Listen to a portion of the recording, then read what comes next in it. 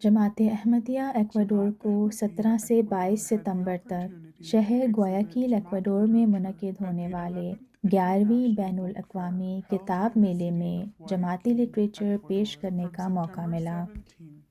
یہ ملک کا سب سے بڑا کتاب میلہ ہے جس میں کئی سرگرمیاں شامل ہوتی ہیں، جیسے کتابوں کی رونمائی، مصنفین سے ملاقاتیں، شطرنج کے مقابلے اور ملک بھر کی کتابوں کا زبردست ذخیرہ۔ گویاکیل تک پہنچنا اس سال ہمارے لیے سب سے بڑا چیلنج تھا، جو آخرکار خدا تعالیٰ کے فضل سے کامیابی کے ساتھ طے ہو گیا۔ 13 ستمبر 2025 کو ایکواڈور کی حکومت نے ڈیزل سبسڈی ختم کرنے کا اعلان کیا۔ اس کے جواب میں کئی تنظیموں نے ہڑتال کا اعلان کر دیا۔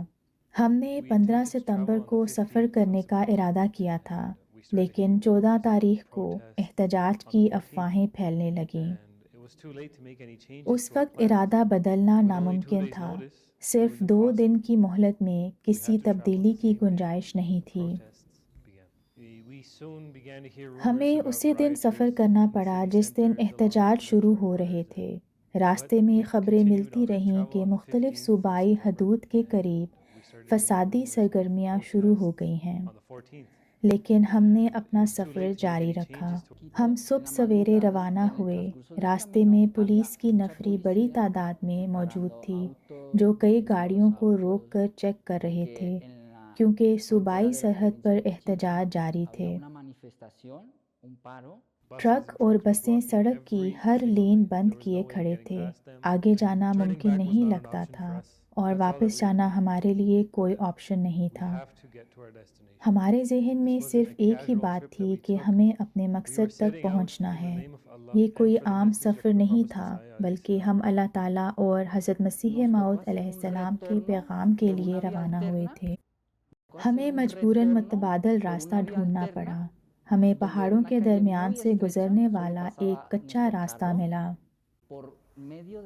ذرا سوچیں، ایک نہایت تنگ سڑک جو بمشکل ایک گاڑی کے گزرنے کے قابل تھی، اور ہم اپنی بڑی وین میں اس پہاڑی راستے سے گزر رہے تھے جہاں مخالف سمت سے بھی گاڑیاں آ رہی تھیں۔ سب گاڑیاں پہاڑ کے کنارے پر خطرناک توازن میں تھیں۔ آنے والے ڈرائیور ہمیں اشاروں سے کہہ رہے تھے، آگے راستہ بند ہے، واپس چلے جاؤ، لیکن ہم بلند حوصلے کے ساتھ آگے بڑھتے گئے۔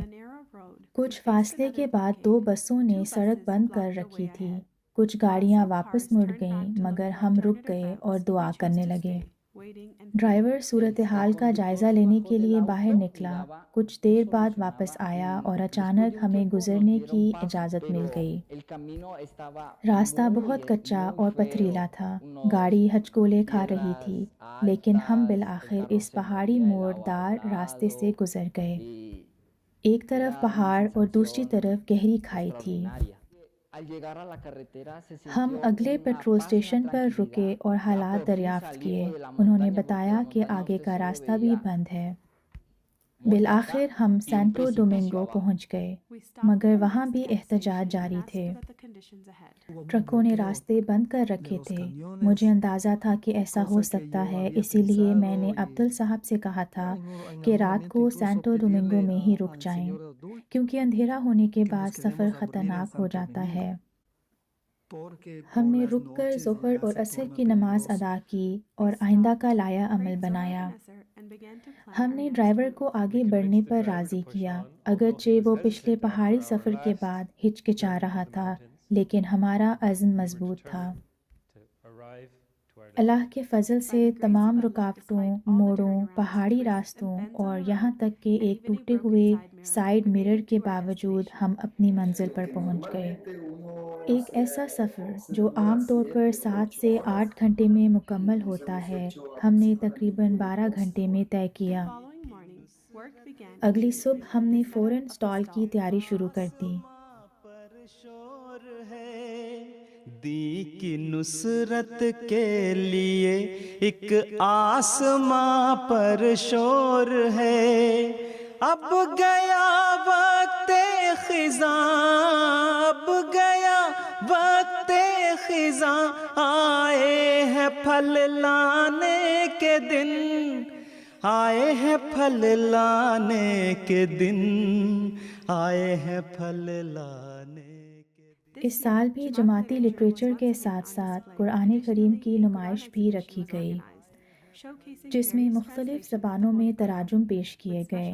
خاص طور پر ہسپانوی ترجمہ پر زور دیا گیا۔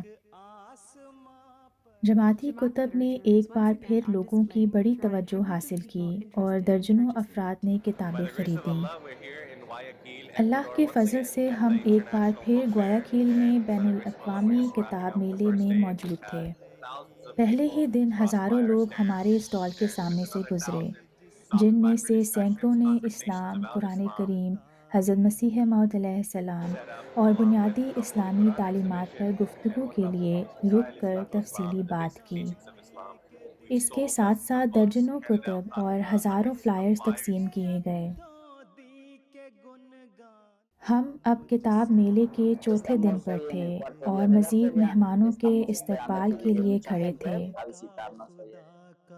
مجھ سے پوچھو غافلو، ہو گئے ہیں اس کا موجب میرے جھٹلانے کے دن۔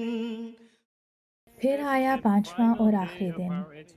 ہمیں سینکڑوں بلکہ ہزاروں افراد سے بات کرنے کا موقع ملا اور اس امید کے ساتھ اختتام کیا کہ اسلام احمدیت کا پیغام ایکواڈور کی عوام تک پہنچ گیا ہے۔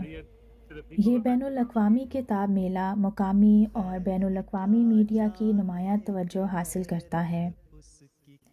ہمیں صحافیوں، سوشل میڈیا انفلوئنسرز اور یونیورسٹی طلباء کے ساتھ کئی انٹرویوز کا موقع ملا۔ اس کوشش کے نتیجے میں ہزاروں لوگوں کو جماعت احمدیہ اور اسلام کی خوبصورت تعلیمات سے روشناس کرایا گیا۔ مجموعی طور پر 8,000 سے زائد فلائرز تقسیم کیے گئے اور 70 سے زیادہ کتب فروخت ہوئیں۔ الحمدللہ ہم نے اسلام کے بارے میں پائے جانے والے کئی شکوک و شبہات اور غلط فہمیوں کو دور کیا اور ہزاروں افراد کو اسلام اور احمدیت کی حقیقی تعلیمات سے متعارف کرایا۔